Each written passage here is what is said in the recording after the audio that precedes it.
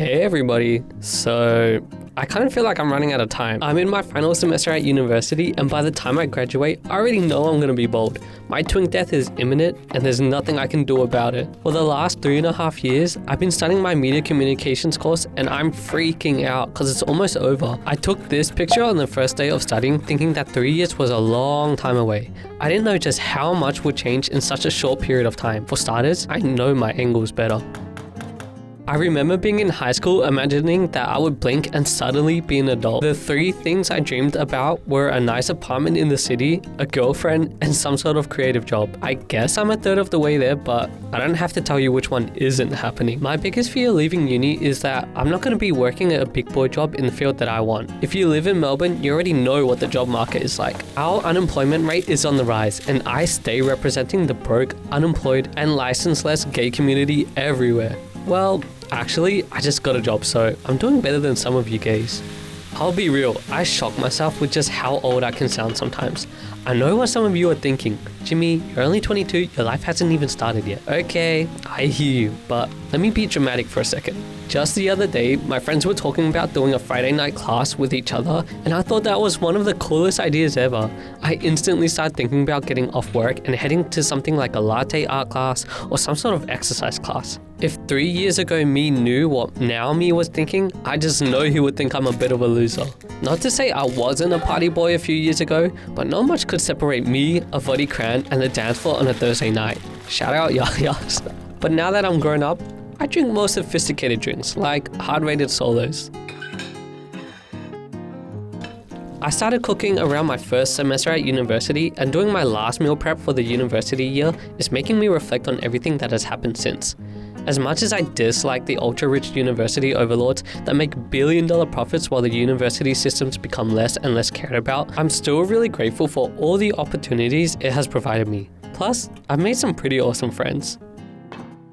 Okay, so I might have gone a little freak mode on this one. I haven't made this spaghetti the way I just did. Usually I just add like gochujang and that's about it. I really like tteokbokki. So I thought if I add the mixture, which I usually use into this, that it might make a nice little baby. So I'm really hungry and I'm really excited to try it. It's looking way thicker than usual. I keep having that issue. Honestly, it's looking pretty yummy, but bro, those 2 spiral spaghettis, but I'm really excited to eat it. I got the spaghetti over there. Oh, hello. I'm ready to eat.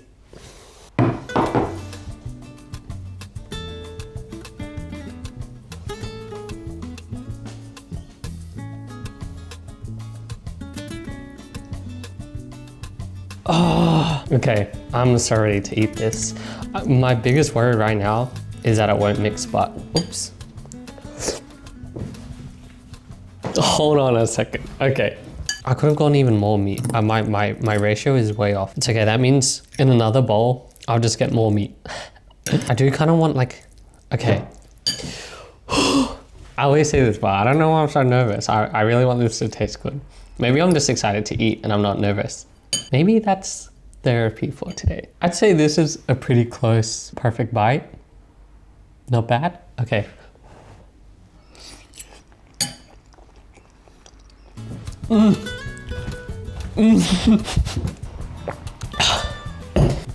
Somebody write this down. Somebody write this down. Actually, I need to trademark this. I'm almost gonna cry. I'm not even joking. Whoa. Like I said, I've made this before, but I usually just put gochujang. There's like a sweetness to this. It's a bit spicy, like afterwards. It doesn't like punch you in the face with spice. It creeps up afterwards, and I don't know how much adding that stock powder does to anything, but ever since I bought it, I like adding it to whatever I'm making just for that extra oomph. I'm pretty sure it has MSG in it, so that's why I'm like, I do wish I had something crunchy, like fried onions on top or something.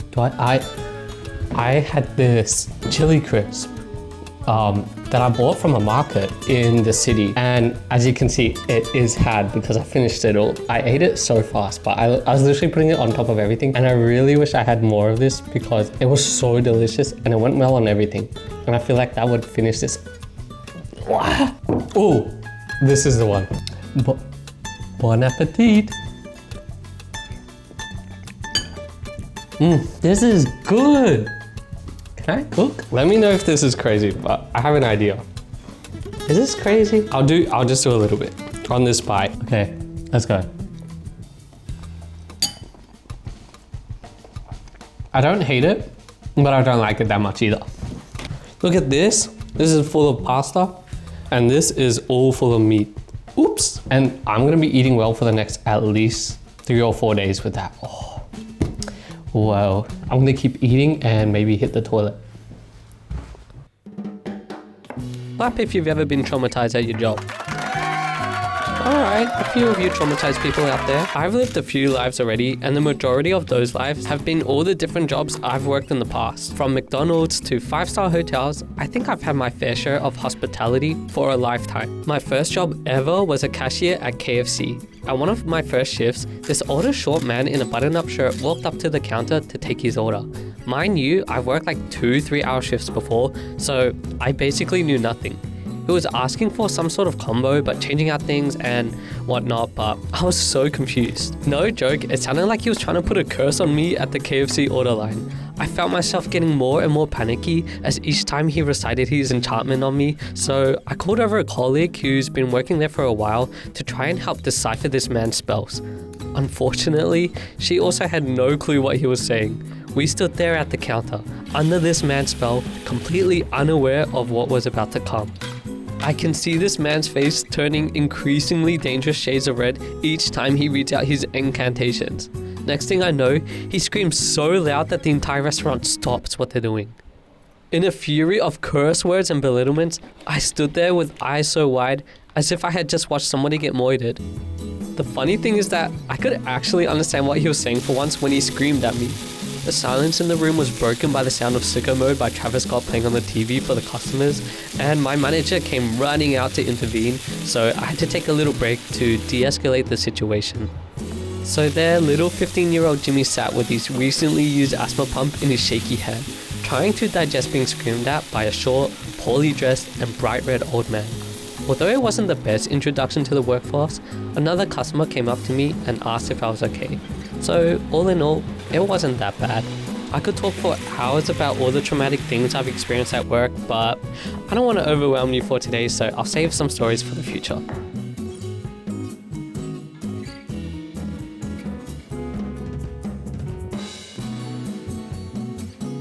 So I've cooked something like this before, but I've never put the flour on. Oh no, starch. I've never put starch on this before. I didn't even have cornstarch in the first place. I had this Korean pancake mixture that cornstarch was like one of the top ingredients. Because of this shoots, like because I'm recording while I'm cooking, I think all the flour just absorbed into the chicken. So when I was about to fry them, I quickly like put more flour on top. It's not crispy, but from what I was eating while it was cooking, it like crisped up. Gonna try to get the perfect bite. Oh! It literally fell into my spoon. Perfect bite. Yeah. I don't know if you can feel the energy levels are down, but that's like exactly what you want. Like that's, and it was, sorry, this guy was looking at me outside like he wants, that's what I thought. There's crunch in it, there's definitely crunch. I was, at the end I was like, I felt some crunch. Oh, this is delicious. There's a lot of chicken still left in the pan that has a lot of like the soy glaze at the bottom. I was like scooping some of that on top. I'm gonna eat well for the next week. I got that lovely freaking spaghetti. What am I calling it? Tteokbokki spaghetti? Maybe. Gochujang spaghetti? Maybe. I don't have a lot of words because I'm pretty tired. My sleep has been horrible. Like, come on. You can't really, oops. You can't really complain when like you got a bowl of food like this in front of you. This is so comforting. Oh my gosh, this is so nice. I think my rice ratio is a bit off. I put a lot of rice. As for toppings, I would put seaweed flakes again. I was supposed to cook eggs because I bought eggs. I have a lot of eggs. I'm tired, so I really couldn't be bothered. And then honestly, I would try pour even more soy glaze on top and mix that with the rice.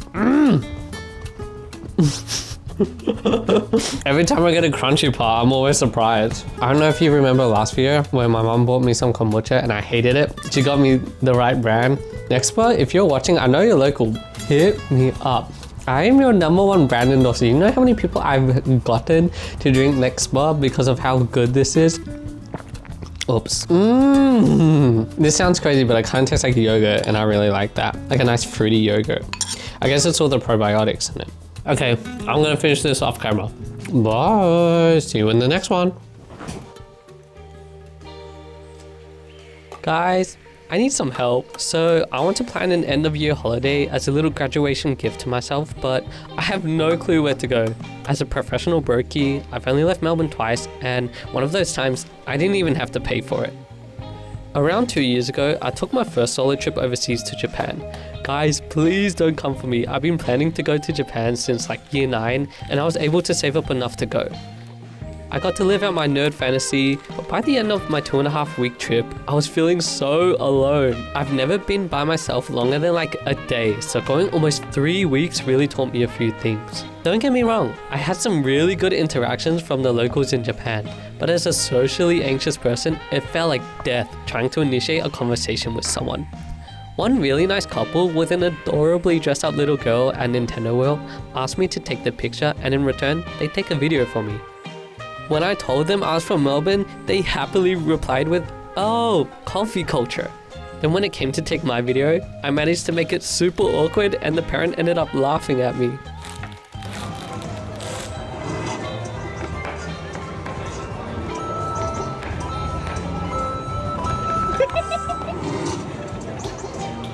Okay. The only other trip I've taken was to Sydney for my friend Shani's performance in a competition.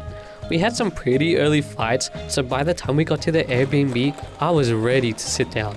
But tell me why the second we opened the door, I was punched in the face with the smell of freshly smoked cigarettes. Not only that, but there were smoke stains all over the walls. I don't know what my relationship is with energy and vibes, but after I did some cleaning, let some fresh air in, I started to feel a little better. As each day went by and I got closer to the people on the trip, I started to feel a lot better about the Airbnb. In fact, I was a bit sad to be leaving on the last day, knowing that our energy had cleansed the place of all the negative energy that came before it. So when I think about my graduation trip, I know that I'm gonna need a friend by my side. But as for the destination, it doesn't really matter all that much to me. I'd really appreciate some recommendations in the comments about some personal holiday stories that can help me make a decision.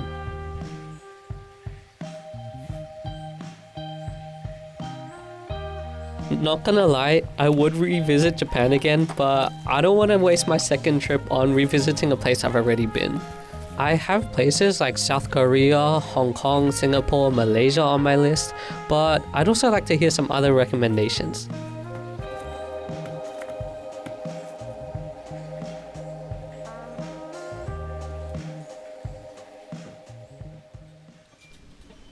I also have another story about my Japan trip.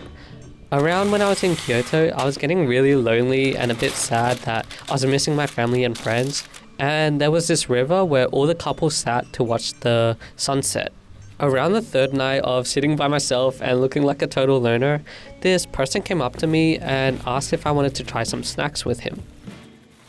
He told me that he wanted to practice his English and that he didn't have many friends to do it with, and I was more than happy to talk to someone, so we ended up talking the night away. We talked about food and we talked about our different train transport systems, and it was such a nice night, and I was really happy that I got to talk to someone on a more personal level, and I was so rejuvenated for the rest of the trip. We ended up following each other on Instagram, but we haven't talked since, but I know that out there my friend from Kyoto is still wishing me the best. I'm super excited to go on another trip, and now that I have a job, I feel like I can save up enough money to go. So I'm crossing all my fingers, all my toes that by the end of the year, I will be overseas with a friend. Yeah. I think a lot of things went wrong during the baking of these cookies, but they've been sitting for like an hour, and the more I look at them, they're actually kind of pretty. They're just so thick, like that's a whole brick that I'm holding. I could throw that at someone and they could probably die. I baked these for a birthday party tomorrow as like a little gift, and now I feel horrible because of the way they look. But I have to try them, so I'm gonna eat one of the more ugly ones. Maybe I feel like this one's a good. Oh, but it's like cute and small and pretty, low key. I was gonna eat this mammoth one, but I feel like I can just cut that up and like they can share it. Whatever. Okay, I'm gonna choose the ugliest one. This one. This one's burnt on the bottom. So I'll just have this one. Cookies are my weakness. I don't know what about cookies, but I've never successfully made like a nice batch of cookies, except for one time I made some matcha cookies. Best things I ever made, I used an ice cream scooper to like shape the balls and they turned out really well, and then the ice cream scoop broke. So I'm like hiding. Hey. And then I was never able to make cookies like that again. I will never use this cut method again. These are some of the ugliest things I've ever made. I guess time to try. I need milk. So I kind of look like a mukbanger. I never say that word. Honestly, they're not that bad. It just coated my mouth like it was a lot. So I think dunking it in milk. Oh, you can't see. Sorry. This is almond milk, by the way. So I'm not mad, but it definitely needs the milk. I baked some in the air fryer and they cook so fast. I gave those to my mum because I have to give these for the party. I told my mum I was baking cookies. She's like, oh my gosh, I can't wait to eat them. I went, ooh. So I gave her some cookies. And the rest is for the party tomorrow as a gift. If you got this as a gift, would you... Sorry, I keep hiding. If you got this as a gift, would you be upset? I feel like the last one I made, those hot dog buns, they were a much better gift than this. But they're actually really tasty. Like, I'm not mad at all about the taste. The only thing I'm upset about is how they look. Also, I'm thinking about for the next video that I go to a few cafes, if not next, in the future. So if you have any cafe recommendations, please put them in the comments below or just like DM me. Cafes in Melbourne specifically. That's a wrap on another day worth of cooking, meal prepping. So I wanted to say thank you for watching and I'll see you next week. Bye.